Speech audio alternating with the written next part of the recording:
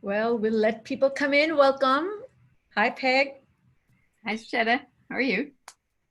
Great. Great to be with you. I'm going to increase my volume. See if you can adjust your volume a little bit. Oh, yeah, good idea. I can do that too. How's that? Oh, that's fabulous. That's great. Perfect. I think people are trickling in. So that's great.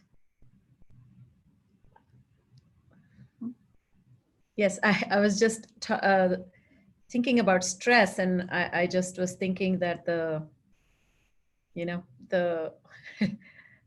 were, there's a conversation about stress and countries, more modern or Western countries have greater amount of stress, but it also, if in the context of meaning. So we shouldn't really talk about having a lot of stress as a bad thing.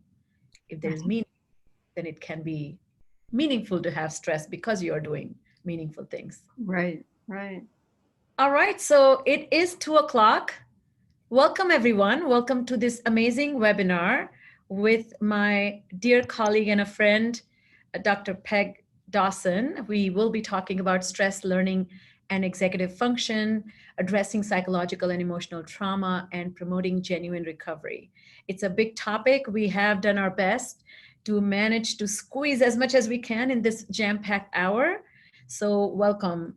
I wanted to get started with this, a story that I heard a teacher share with all of us. And it was a story of a little girl in 3rd grade. So when the coronavirus hit in March and the schools went virtual, this girl refused to listen to her mom, and she couldn't believe her mom that this was something happening.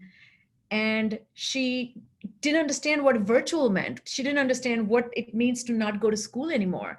So in fact, her mom had to drive her to the school, park the car, and from her car show that the school was closed. Not a single person was at the school, not a single car was parked. And so to me, that itself captures the entire trauma of having to adjust to something that devastatingly new. And so this topic is so timely, and I really appreciate you, Peg, finding the time to be with us. Those who, I bet you're joining in because you have heard of Dr. Peg Dawson and her incredible work with smart yet scattered kids, and she continues to teach. She's one of my personal mentors, and I have learned a lot from her for last 20 years. And we are going to do this collaboration the way those who have attended our webinars before. So let me start with you, Peg. My question is, what has the pandemic and the need for distance learning taught you about the role of executive function skills in learning and schooling? Okay, why don't you switch to the next slide? Okay, so here's, and thank you everybody for joining us. This is an important conversation, and I'm really pleased to be a part of it. I mean, I felt like I knew all there was to know about executive skills. Well, not quite, because I'm always learning something new, but I thought I understood executive skills in the context of school. And the pandemic and what I saw happening as a result of schools closing and kids having to learn at home really opened my eyes to some additional factors which I really hadn't put together. First of all, we always talk about behavior being and computer skills, and what that means is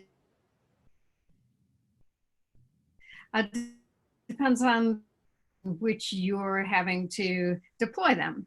And so anything, context is anything. It's how much last night, or how hungry you are, or what kinds of structures and supports are in the environment.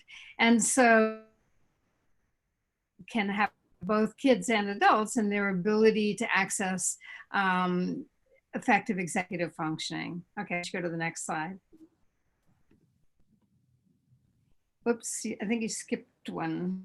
Did you skip one? Yeah. So here's what the pandemic taught me. Because I'm used to working with kids with executive skill challenge, and I've known that these kids struggle in school. But what I realized when learning went distant was how much teachers do in the classroom kids with not fully developed executive skills. And so that the classroom itself is an incredibly important context that supports executive functioning. And teachers just do this naturally over the course of a school day. They structure activities, they cue kids to get started, they monitor their parents when it's time to stop a task, they check in with kids, how the day is going to, time is going to be spent, all of that skills, and that's what teachers are managing. And when kids went home, parents weren't, or many parents weren't used to managing their kids' lives like that. And so that made me appreciate all the little things that teachers do every day to help kids get a and help them executive skills effectively. Next slide. Is that it? Yeah.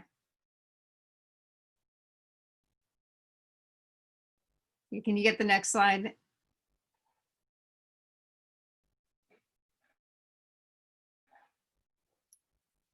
Yeah, okay.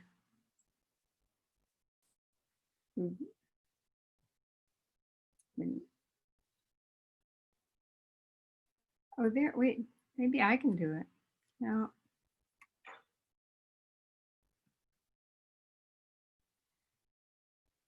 Okay, Sucheta, it's on the same slide and I want the next one. Am I supposed to do that? I can answer the question.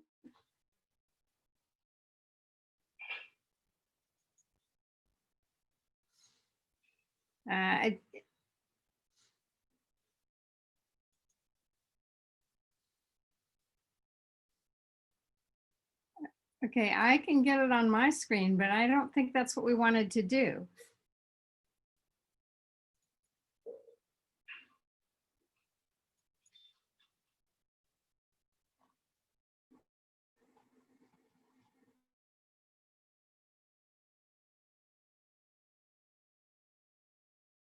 Share your screen.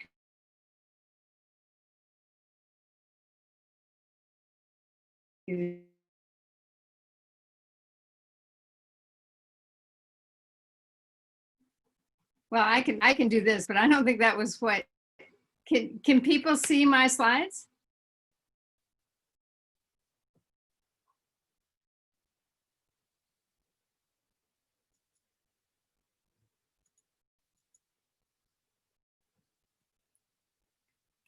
Okay. Yes, okay, someone answered the question. They can see my slides.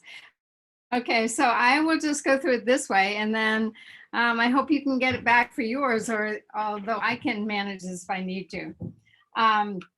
So as I think I already said this, teachers in classrooms teach lessons that have built-in cues to support task initiation, sustained attention. They give kids a schedule to follow, which supports planning and time management. And the fact that there are other children in the class serve as role models to help kids follow rules, inhibit impulses and emotions. And on top of everything else, they provide an organizational structure and help students use them, whether it's books or how they're using materials in their desk, or how they're using planners. Teachers are cueing kids all the time to do these kinds of things. So all of that ended up being somewhat compromised when kids ended up home for okay, do you want to try to get back to, Yeah. I'll stop sharing. Yes, please. And now Okay.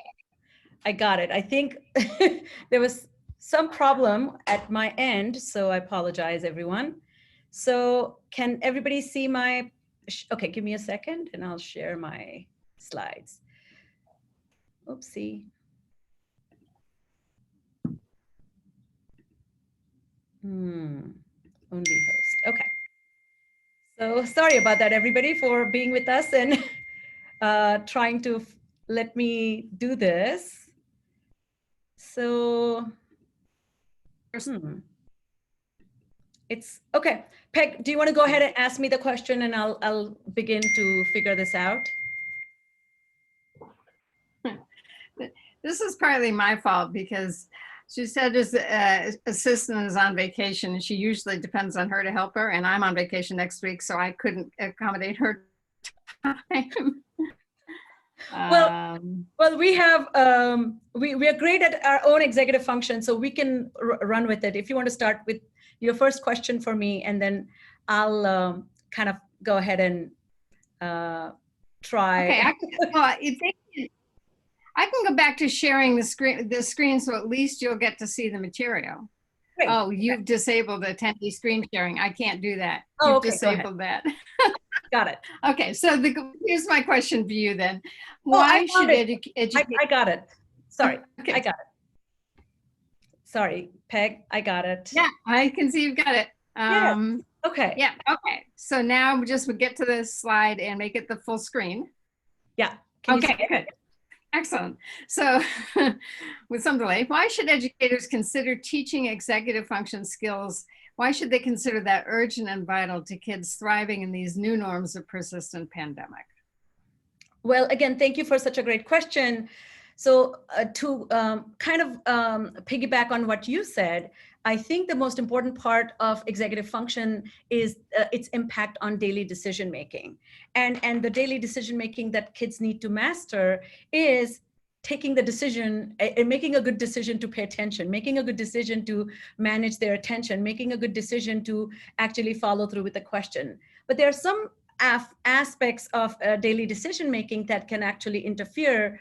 There are barriers to good decision making, and I like this framework by Phil Zelazo, who talks about hot and cool executive function. So the hot executive function is the influence of affective changes that influence the decision making, and the cool executive function is your ability to do abstract problem solving. So we know that emotions are the reason that we may be really not taking good decisions, or we call it being cool-headed when we are taking decisions under duress. And so ongoing stress of a pandemic, technology not working, I'm sweating right now, that's a great example of hot executive function, really calling upon me to adjust while my brain is saying, oh my God, this is going nowhere, or this is getting stuck. So let's talk a little bit about what that looks like. So from a student's perspective, hot executive function is evident particularly in situations where there are conflicting motivations that suggest that there's some sort of reward or punishment or sense of loss is embedded in it. So let's say I know it's a history Zoom class or in-person class, and I hate history. So I have to kind of activate my attention, my interest, even though I don't like the subject. That's a hot executive function. I'm hungry, and I have to kind of inhibit my hunger so that I can pay attention to what's going on. So that's another example of hot executive function. But more importantly, the hot executive function is evident when there are competing motivations, particularly when you have to activate a perspective of the other. And so that is like, let's say you have a great answer and there are 5 hands that have gone up if we meet in person, and you have to kind of put your hand down if the teacher calls you a friend. But the blurting out is a common example of the hot executive function. That means there's a competing motivation of you having a desire to express yourself and somebody else having a desire to express themselves, and their desire trumps yours or your desire trumps theirs.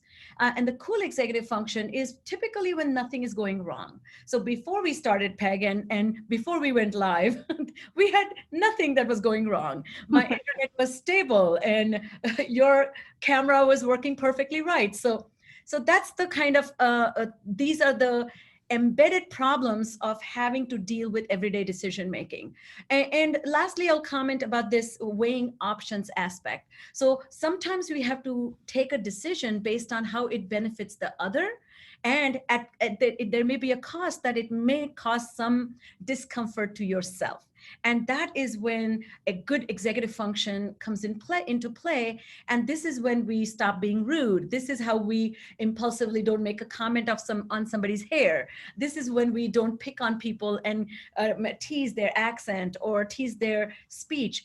Why? Because we are weighing options. If we are good people and we want to be good citizens of this earth, then we also need to be less catty, less inappropriate. So this is where, again, that hot executive function comes into play. So now, one of the examples that I was saying, bringing attention back to what matters, is a great way hot and cool executive functions play a role. So if you're by yourself, like this dude who has returned to class with a mask on, and he's given a little moment for teacher says, go ahead and plan how you will do your homework, copy the homework. Nothing is stressing him out. He copies the homework. There's no interference. But let's say if they are in a Zoom class and the teacher is teaching, but her speed is really fast. And the student who's falling behind now has to really quickly scramble. He has missed a second step of the math equation that the teacher was going over. Now that can create an incredible amount of stress, and that can then put pressure on that executive process to adjust and adapt. Again, example of studying for a subject or of preparing for a test, when you don't like the teacher, don't like the subject, or you don't like the test. That can be a real problem as well. So the realities of COVID is there is a heightened dysregulation in a pandemic on all of us. If you're a teacher, if you're an administrator, if you're paraprofessional like you and I. So there is a lack of patience, quickness to anger, taking too long to cool off, drawing some erroneous conclusions, holding grudges, hard to work with, becoming difficult to collaborate, failing to shift perspective, and failing to solve problems for self, but most importantly, failing to be creative. And when I say failing to be creative, because this creative space is where we do the problem solving the best. And lastly, I'll say, why teach executive function now and why teach them urgently? Because in the context of this, having to deal with this pandemic, we have to view executive function as a set of skills, and they need to be taught intentionally and specifically. So actively regulate the hot executive function and promote getting to the cool executive function mode so you can take wise decisions. Okay, that makes a whole lot of sense. And so what you're saying is during the pandemic, we're more likely to be perhaps overwhelmed or flooded by the hot executive functions because we're dealing with the stress of learning under a new situation and without having the teacher right there to respond to us. Am I right with that? Yeah, and there are too many unknowns and too many unknowns required to adjust and adapt, considering all the unknowns by taking different perspectives. Yeah, and that's really, really hard, I think. Yeah, no, I agree. So let me ask you this question. How does stress affect the ability of parents, teachers, and students to access effective executive function skills? Okay, so the brain is hardwired, and this makes perfect sense in terms of being in survival mode. The brain is hardwired to focus on the immediate situation, whatever is causing stress in the immediate situation. So if, for instance, back in the days when we were hunters and gatherers, if we were out on the savannah and a tiger started charging toward us, we're not stopping to think about, so what do I do now? Wow, that's a pretty tiger. He's got nice stripes. No, we run. We turn and run, and we try to get away from the tiger as fast as possible. And that's the only way we're going to survive. So we're no longer hunters and gatherers, and so stress looks different, but our brain is hardwired just the same. So whatever we are being stressed with, that's what focuses our attention. So that's why I say stress trumps executive skills and makes it much harder to access them. Okay, next slide. Whoops, did you skip one? Yeah. So, and you, again, if you've been around for the past 6 months, you already know this. When parents or teachers are experiencing stress, it rubs off on kids and stresses them out too, because kids pick up on what's going on in their environment. And obviously, a stressed parent is somewhat of a risk factor for the kids. So he's going to be tuned in to the stress of the parent or maybe the stress of the teacher. So next slide. And all executive skills may be diminished when kids or adults experience stress. The ones that are most likely to be affected are emotional control. And you know what that's like. I mean, you just suddenly feel on edge or tense, and then you have trouble making decisions, as Sucheta said earlier. Flexibility, so we sort of get stuck on one solution, even if we know it's not the right solution. And obviously working memory. It's really hard to remember other important things when we are focusing on what's happening right here and right now. I guess one other point I would make about executive skills and stress, and this is something my colleague and my co-author and I figured out fairly early on as we talked about executive skills. Everybody has their own profiles of executive skills, strengths, and weaknesses. We've met very few adults who have, we talk about 11 or 12 different executive skills, and we've met very few adults who have 12 perfectly developed sets of executive skills. So what we've discovered is that when an adult is feeling stressed, and the same may be true of kids, whatever their weak link is, whatever their weak executive skill is, that's the one that collapses first. So in my case, it's emotional control. And my colleague's case was always organization. So if I went into his office and saw his desk was piled high with stuff, I'd be thinking, Dick's pretty stressed right now. I don't think I'll ask him that question, which might upset him. So that's just an interesting aside. Again, that's not been subjected to research. I've just seen it over and over again, that whatever your weak executive skill is, that's what goes when you're stressed. And I really would like what you're saying, that it is almost like a tripod. You know, there are three interplay between three sets of skills. You know, one set is the student's set of skills, and you don't have one student, you have 40 maybe, and then you have your own, and there's only one of you, but who is influenced by everything, and then your colleagues or your environment where you're trying to operate or succeed. So I feel there's like such a burden on particularly teachers to really rein back their own emotional regulation and do a little internal check-in. So I appreciate that a lot, what you're saying. Yeah. Okay. So let's move on. So what is, Sucheta, in your mind, what's an EF culture and how do we go about developing it? Yeah, so I've talked a lot about developing specific set of skills. So listeners, just know that we are going to kind of now do a deeper dive in the engineering of the environment and engineering of the collaborative culture that you can create and craft. And to me, it really is like having a little show where you're doing a show and everybody, let's say, everybody plays a role. And so let me start by this first fundamental problem that educators are encountering, that whenever I have talked about this in the context of schooling and education, teachers always feel, I don't want to add one more thing on my plate. And so I like to imagine this picture where you have arts and music, math, English, history, Latin, science, you're teaching to the children, but there's a plate that holds all the servings of these subjects or content. So the content is supported by the process.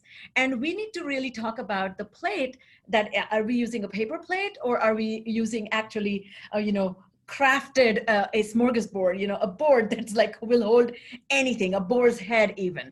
So I like to think that when we talk about a culture that concerns the plate to be the priority, that's an executive function culture. So here's what to begin with, I think the way I see it is a culture that values redirection. So if you look at the definition of executive function, it's your ability to adapt, adjust, and repurpose your actions, your behaviors, your emotions to meet the needs.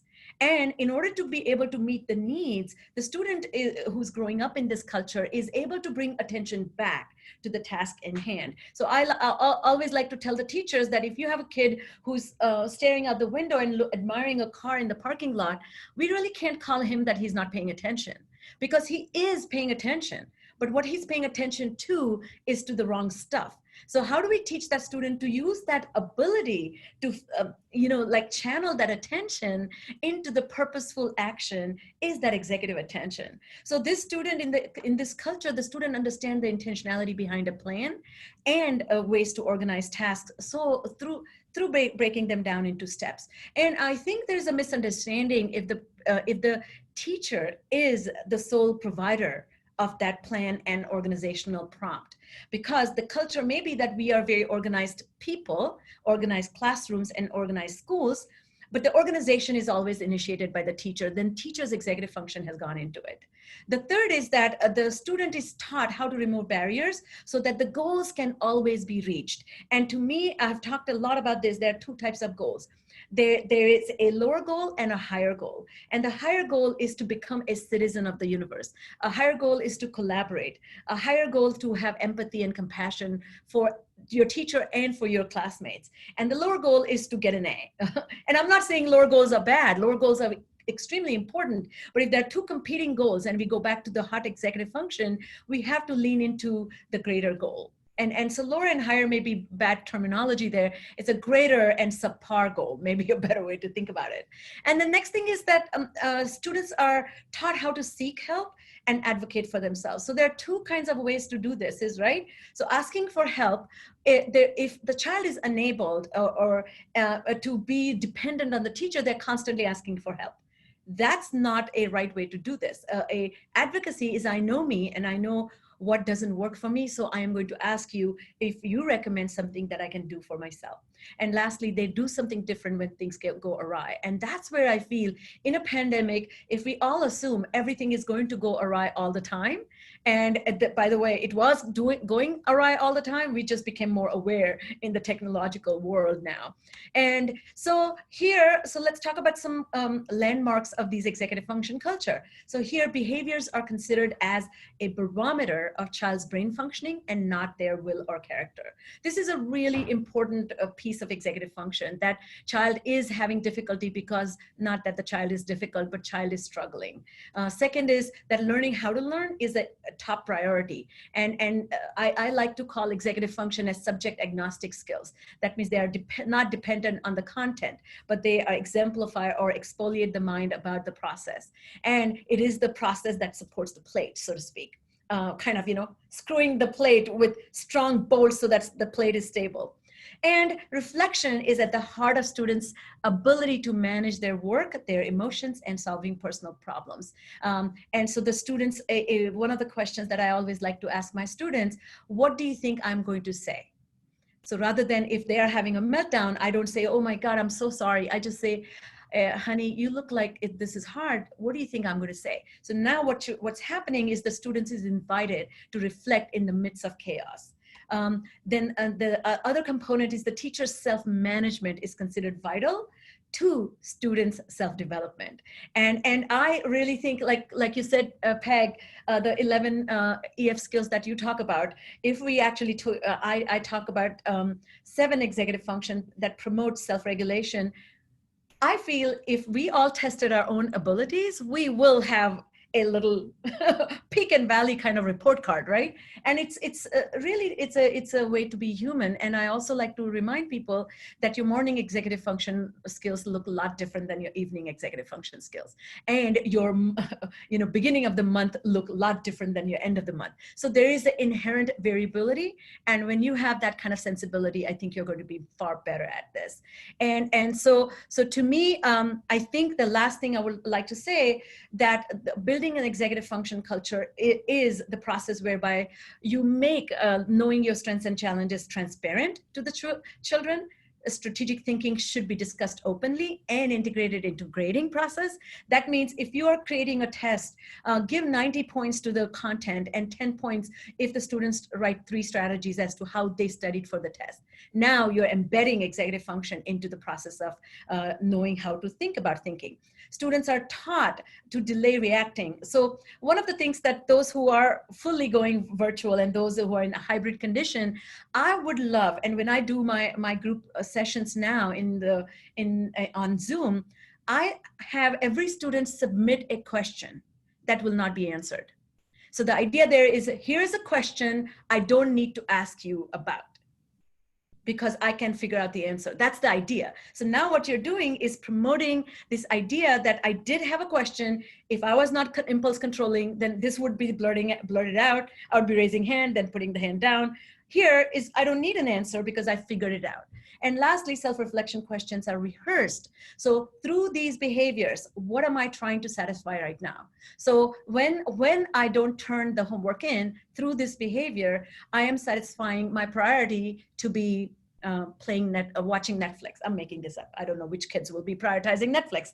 So that's how I conceptualize executive function culture. Okay, so if I'm hearing you right, part of what you're doing is you're taking sort of the surface behaviors that teachers or parents see and going beneath the surface to help understand what drives those behaviors, not just so teachers and parents can understand kids better, but then you're doing the same thing with kids as well so that they understand, right? Yes, That, yes. oh, I'm looking out the window and I should be paying attention in class. So I'm going to pull myself away from the window to what, yeah. So, I mean, it's basically I talk about it as making explicit a lot of our implicit assumptions about how and why kids and adults behave the way they do. Yeah, and I think when we started this whole collaboration, we talked about this hidden curriculum. And to me, the hidden curriculum is the implicit process of learning how to learn, but that typically happens through the beginning of the school and waned off. So this is a process of kind of encouraging everybody to be on board about it. Right. So let me ask you another question. As parents and teachers prepare for a new school year, what are some of child-friendly strategies they might use to guide students through that transition? Okay, so go to the next slide. And let's start by talking about parents. This is, I have to admit, when this whole thing happened, I thought, well, by midsummer, things will have calmed down a bit and everybody will be planning to go back to school. And then it became a relatively simple issue of, so how do we prepare everybody to go back to school? And now what we're dealing with, and I'm in the Northeast, by the way, I'm in New Hampshire, which is one of the states that has done the best job so far of managing the coronavirus. But even in New Hampshire and throughout Northern New England, schools still haven't made a decision about kids going back to school. They're still toying with the idea of doing a hybrid model, having kids being full-time remote. So that makes it all the harder. But I do think having a conversation with kids about, rather than saying, when I wrote this last week or whatever, talk to kids about what it'll be like to go back to school. I think maybe we need to be having a conversation about talk to kids about what the fall is going to be like, what the new school year is going to be like. Let them know what you know and what you don't know. My granddaughter is about to go into second grade in a school in North Carolina, and her school district made the decision that the first 4 weeks were going to be virtual. So now her parents need to, and she really wants to go back to school. So now her parents are in the position of having to help her prepare for the fact that school's not going to start that way. And so to talk it through and maybe talk about, maybe they know some things will be different. One of the things I've been reading is that teachers in schools are better prepared now than they were obviously last March. And so it will go more smoothly. They have a structure and a routine that I think that in most schools are going to implement. So in a sense, for my granddaughter, school will be different this year, even though it'll still be virtual. But having that conversation so that kids can start picturing what the beginning of the school year is going to be like, and then moving into, so what's it going to be like when you actually get to go back to school? What are you looking forward to? Or what are you worried about? Because even kids who hated virtual learning and loved school probably have some trepidation about going back to school, especially if they know it's been a long time since they were in the classroom. And what are they expected to know and to be able to do? And it's the same conversation that adults have been having. Should we expect an incoming second grader to have mastered first grade when first grade stopped in March? And so helping them, that's where I would start reassuring them if they talk about, oh, maybe I won't be reading as well as I should be reading. And just reassuring them that every kid in their classroom is going to be in a similar position. Why don't you go on to the next slide? Acknowledging their feelings. This is something I have to keep reminding myself of because I think parents and certainly psychologists are born problem solvers. And so as soon as we see a child is worried about something, we want to jump in and reassure them or give them a solution. One of the most powerful ways of communicating with kids is just to let you know you understand their feelings. Yeah. So for my son to say to his daughter, yeah, I know you really want to go back to school starting right in September. That must be really disappointing to you. And then leave it and let the child deal with the feelings. We don't have to jump in and reassure. Sometimes just having the kid know that he's been heard, that's all the reassurance they need, because they know, okay, dad understands or mom understands. So sometimes I think you have to bite your tongue from wanting to jump in and solve the problem, or I think there's one more, yeah. Talk about how things will change at home when kids start back at school, because now kids have to get up on a schedule, and maybe parents are going to be back at work. And so that morning rush is going to be back there, and it wasn't there for a while. So let's talk about what we can do to get back into that morning schedule and maybe make it go a little better than it went last year. And ask them, what do you think would make it easier? What's the hardest part about getting up in the morning and getting ready for school? Let's see if we can figure out a way to make that easier. I think there's one more. The next slide is about things teachers can do. Yeah, things, and you know, I feel, I'm just, when I think about teachers, you know, again, this is the other thing I've learned from this. I mean, I've always had immense respect for teachers. I think it's one of the hardest jobs there is out there. My mother was a kindergarten teacher for many years. My older brother was a teacher. So, you know, I saw it up close and personal.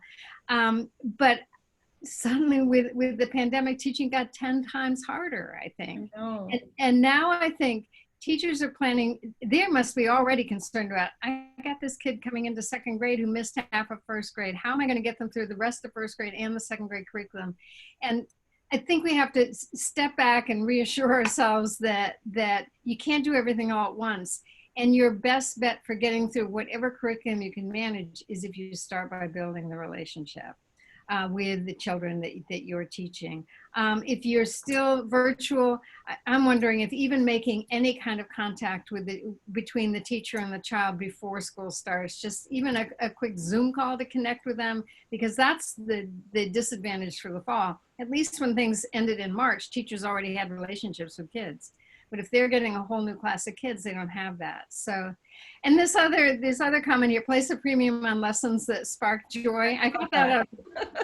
The Boston Globe interviewed experts. The Boston Globe, which is my newspaper, had a front page story this week where they interviewed experts at Harvard and MIT about helping kids manage going back to the classroom. When I first started reading, I thought they were talking about MIT and Harvard students. Then I realized, no, they're talking about elementary age kids. And they just said, again, the curriculum sort of goes on the shelf for a while. Think about lessons that spark joy, because not only you have to establish the relationship again that you didn't have, you have to establish that love of learning, because that may have been on hold for a while too. And so that was their quote. And they said it was just like, who's that Japanese woman who wrote the book? Marie Kondo, yes. Yes, exactly. They said, use her approach. You know, I love that. Yeah. Recognizing that relearning old routines may take time. I mean, every teacher knows that the first probably month to 6 weeks of school is involved in getting routines, getting up and running again. It may be harder this year because there are new routines and kids haven't been in place for a while. And then give kids, I really hope teachers do this, give kids the opportunity to share what they liked and didn't like about distance learning. Again, not only do kids need their feelings to be recognized, they just need their thoughts to be opened up and acknowledged. And so just getting, I mean, I would go around circle time, talk about, or even with older kids, what did you like about distance learning? What didn't you like? Just to get that, because that's good information for teachers, because then they know, okay, what can I do with this? And it's a great way to get to know kids, because if they're telling you what they didn't like or what they did like, you're learning a lot about a kid right there from that question. And then I think there's one more slide. Yeah. Two more. Yeah. Oh, okay. Yeah, that's right.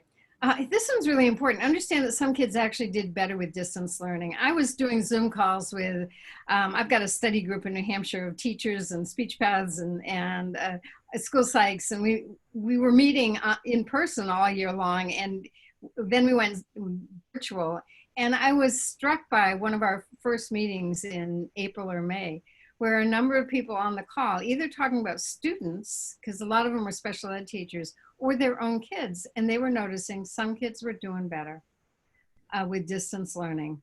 And whenever that, I would say, why do you think it's going better? And there are two groups of kids that there were a significant number of kids who were doing better with distance learning. One was kids with social anxiety, because school was an anxious place for them. And so they cut out all that social. They didn't have to worry about what the kid behind them was whispering behind their back, or worrying that they were going to make a fool of themselves in front of their peers. I mean, all of that worry sort of went out of the way so they could focus more on learning. And then a number of kids with ADD, now I'm sure the number of kids with attention disorders who did worse with distance learning, but a number did better. And when I asked those parents in particular, because they were the ones watching their kids, what they told me was, my kid just loved being able to set his own schedule. He loved being able to decide what the order in which he was going to do tasks. If he knew he needed to take a break, he'd take a break and then he'd get back to it. So having more control over their own schedule. And then that goes to the next one, figure out what worked for them and see if that can be brought into the classroom. So when you're asking kids, what did you like about distance learning? See if there's anything you can pull from that you can then incorporate into the classroom. And then the next slide. Oh yeah, teach kids about executive skills. So the distance learning comes back, you'll have a common language to help them navigate that landscape more successfully. This is the message of all my workshops. If we give kids that language, and I particularly like my particular language because kids seem to respond to it, but Sucheta, sounds like you have slightly somewhat different language.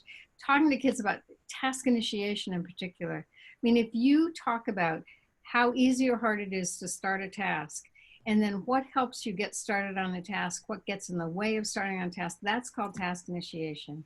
Move to sustained attention. Sustained attention means sticking with something long enough to get it done. What helps you sustain attention to a task so that you now have that language? So if you go back to distance learning, you can then say to the kids, okay, now our ability to initiate tasks on our own is going to be way up there in terms of priorities. Since you guys are going to be working on your own, your ability to sustain attention, and you know what, you're going to have to do more with planning or time management or organization so that you have that language, because I think that's the infrastructure that supports learning, and giving kids that language, I think helps expose the skeleton so that then they can take advantage of that. So this is great. And so many questions came into my head, so I'm going to curtail my enthusiasm about that. And I see somebody has raised their hand, so I'll see if at the end we can have you. I'll ask that question for you. But Peg, one thing that I was wondering about is there's so much responsibility on parents, and sometimes I think the parents themselves were never in the business of teaching. They were never professional teachers, or they were not educators. And I'm finding that they're struggling a little bit here, being that psych-wise parent. They having to manage their own jobs, or maybe multiple jobs, or kind of partnering with the husband or wife and seeing who'll stay home, if the kids go from virtual. So I find that some of that tension is seeping into their effort to try and support the kids, and they're not successfully able to do that. And so any thoughts about that? Yeah, and I totally understand that. And I think parents then have to prioritize, and we'll go right back to, the advice I was giving parents way last spring was, your job is to try to hold your family together. That's number one priority. And so if it takes more time and effort to do that, and less time and effort can be applied to teaching, then you got to do what you got to do. I do think, though, that the more parents can put in place routines, even if it's a very simple routine, and I know I made a handout available to you, and I'd love to be able to share that with the audience. Yeah, it's tips for caregivers and parents, where I list a whole bunch of different models of schedules that you can make with kids, that depending on your level of executive functioning in part. But one of the ones that I'm looking at it now, I printed out some of this stuff earlier. I came up with a form called an exit ticket, where you just write, you have the child first thing in the morning write, what is my goal for the day? And then at the end of the day, how much of my plan did I accomplish? And they have this little scale they can color in from 0, none, to 5, all of it, with 51 to 75% in the middle. They can color it in. And then what worked well today, what didn't work so well, what will I try tomorrow? So if you and your kids are really struggling, then even if you can get them identify one goal for the day, and if they chose something that was too big and wasn't manageable, then you help them pare that down the next day, and build from there. That's great. But as I say, we'll make those materials available to people. Yeah, I think that's great. Thank you for clarifying that. Mm-hmm.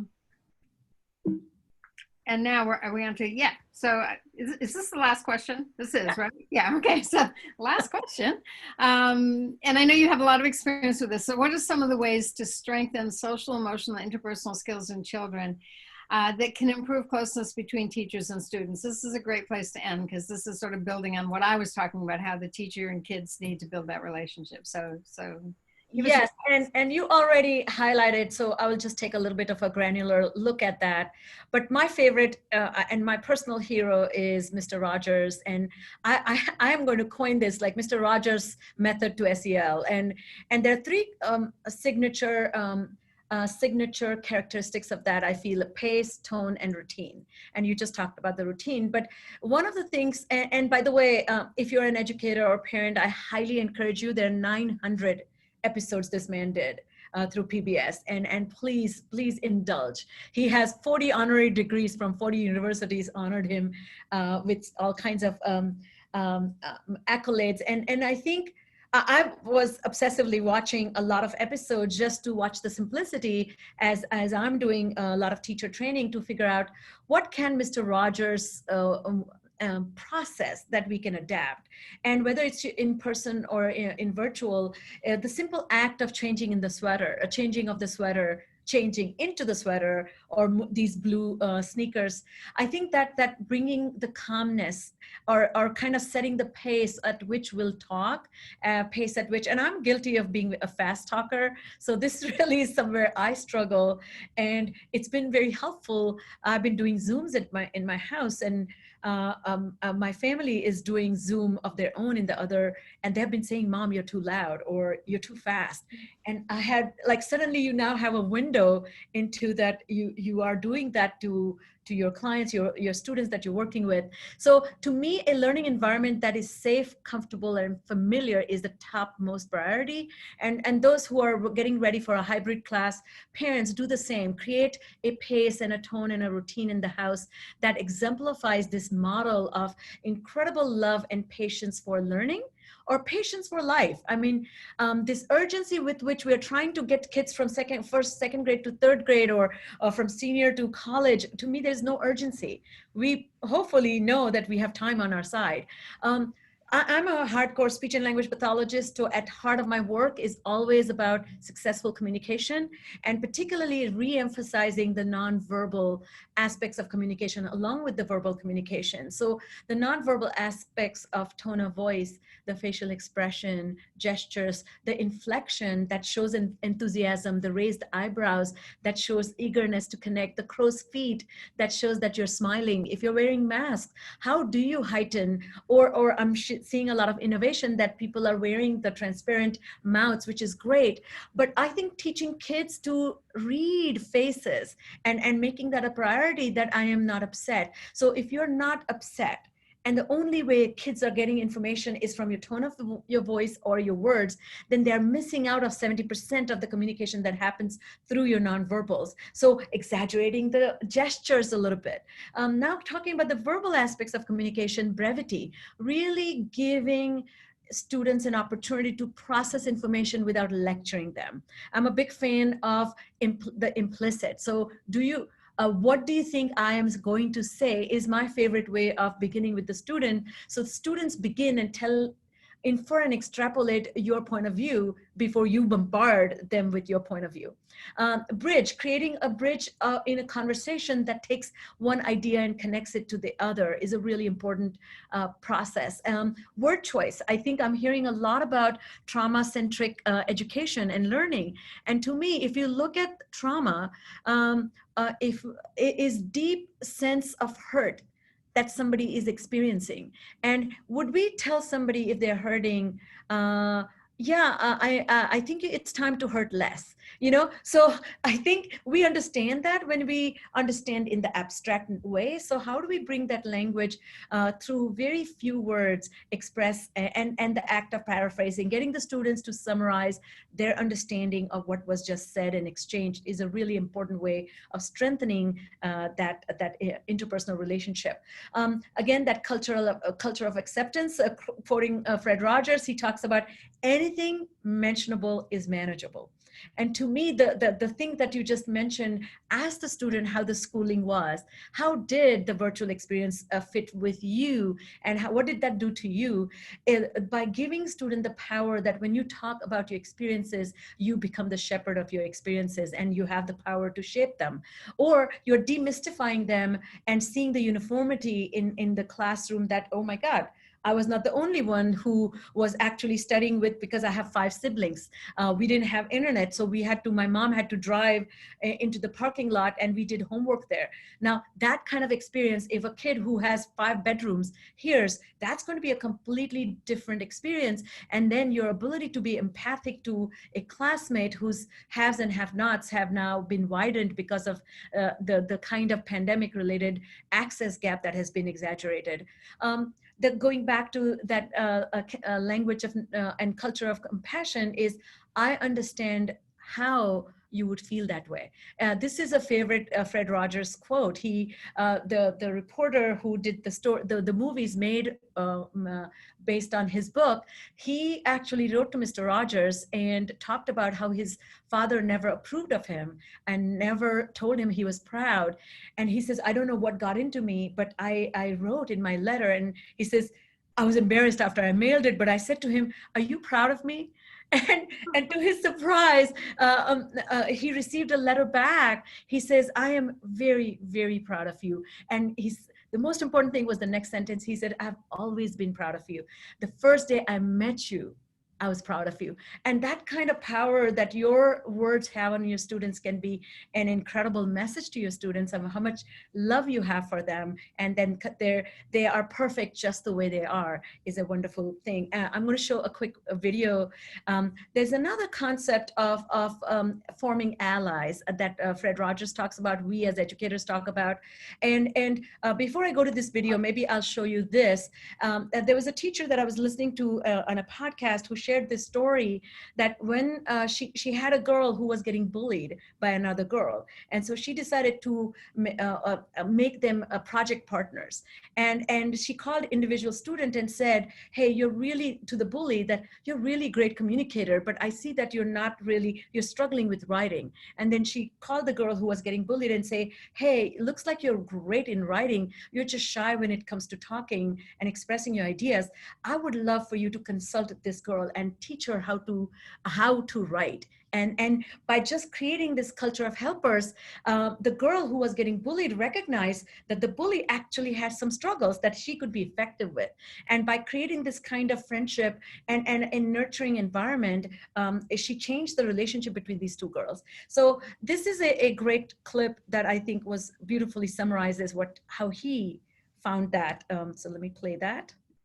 Working at NBC, they did color broadcasts because these were the experimental days. RCA was working on its color equipment, and there were only 3 people in New York City who could receive the color broadcasts that we did from a studio called 3K. So we would go in and it was just sort of like play. Well, I was the first floor manager for those color experimental programs, and I'm colorblind. And everybody thought that was such an irony, because the director would say, move the green parrot over to the left. Well, there were 2 parrots there, and I'd say to one of the stagehands, which one's green? And so then we'd have it moved. But something else about, I remember the first day going into a studio there as a floor manager. I had seen some floor managers be very dictatorial in their treatment of the stagehands. And I went up to the head stagehand at 8H and I said, I knew this is my first assignment on my own, and I really need your help. He said, buddy, you're going to be fine. They had had some people who had come to them and were so dictatorial that they could make or break them. And often they did, because these stagehands had been there for years doing concerts and all kinds of things. But, you know, you learn a lot of good lessons in life. And they're mostly about human relations. The other things don't matter that much. And I love that the two parts of this story. One is his own willingness to talk about his weaknesses, in quotes, color blindness, coming out and just, even though he was teased a little bit or they found that amusing, I think it is always that our weaknesses are amusing to some other people. And if you have a relationship of compassion and caring, then it can really change the game for everybody around you. And so here's another concept that help children believe that world is beautiful, noble, and sacred.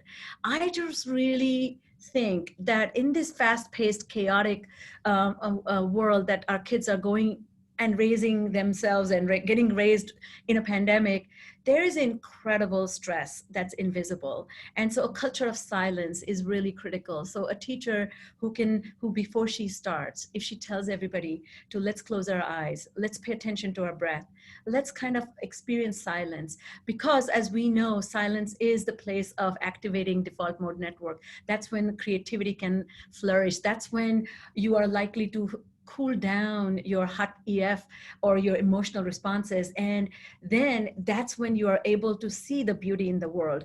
And so lastly, I will say that when life gives you lemons, celebrate. There's some article that a couple of articles I've been reading in preparation for this workshop. And apparently schools in Australia and China and India have already gone in live and learned from their experiences. There are fantastic resources to see how they are. This is a type A American school's middle school performance of Little Mermaid.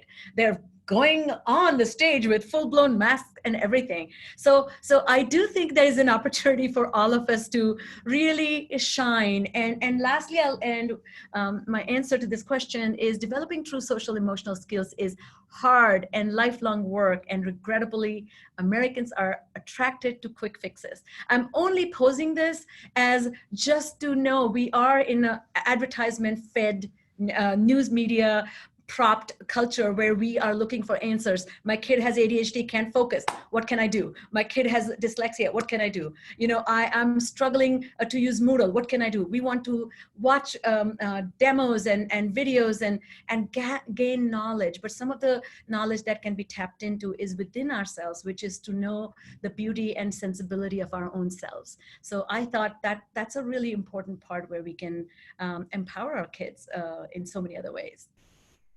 Yeah, that's a beautiful sentiment, and I love the way you brought in Fred Rogers. It's funny, my oldest son is 41 years old, but I have memories of picking him up from whatever daycare or kindergarten he was in and bringing him home. And while I'm making dinner, he's watching Mr. Rogers, and I can still picture the sweater going on. And this was a kid with some anxiety and some ADHD, and I just saw him sort of calm down as he turned on Mr. Rogers every afternoon. So that's so great. So as we summarize, let's review this. Peg, what do you think? Okay, so the teaching uncertainty is new and real. And the range of responses is going to be vast and new as well. So be patient. You are going to find some amusing ways your kids are responding. I was talking to the head of a school and she said she had to create Zoom rules because a kid showed up in a pajama with a cereal in their lap with a cuddly bear and a rug around around them. And she said that would never be allowed in a classroom. So how can you learn when you actually are not even ready? So just be prepared. Acknowledging the presence of stress is urgent, and just being aware that it might be there below the surface. Anytime you look at a kid's behavior that seems sort of off kilter, that's where I would go first, thinking, oh, that's stress. And we're all in this together. Just absolutely the universality of this. I am working with college kids, and same thing I keep saying, they are feeling extremely lonely. They don't have classes. Everything has gone virtual, no relationships because they are adults living in an apartment. And I have to constantly remind them that you are not alone. The person on the other end of the spectrum, whichever the spectrum may be, is in an identical situation. And remember, how we live today is how we live our lives. I was just, I went to a really interesting art exhibit, outdoor art exhibit near where I live in New Hampshire. And they had a quote from Joan Baez, and she was saying, none of us can choose when or how we die. We can only choose how we live, period, now. And that whole notion, only right now that we can make those choices, even making choices for the future. Love, love, love it. Yeah. Well, thank you everyone for joining us today. We will be making this PowerPoint available to you. I will be attaching the resource that Peg was talking about, so you can read her incredible wisdom. And don't forget to look up her book. She's fantastic. And thank you, Peg, for your own. I would not suspect emotional regulation is your Achilles heel at all. So I don't know if this is your even heel. I can't imagine. It only comes out at home when I'm not in public. Oh, pretty much what happens to me. So my son actually attended, I don't know if he's joined this webinar or not, but he attended one of my webinars, and he said, Mom, you talk a lot about flexibility, and how about yours? Am I allowed to tell you when you're not being flexible? I said, no, when I ask you, tell me, not when I don't need it. So yes, there's double standard there, but we're trying to be best people that we can be. So thank you very much. And everyone, I hope reach out to us. You have our emails if you have any questions for us. And until the next time, thank you so much. Okay. Bye, everybody. Bye-bye, everyone.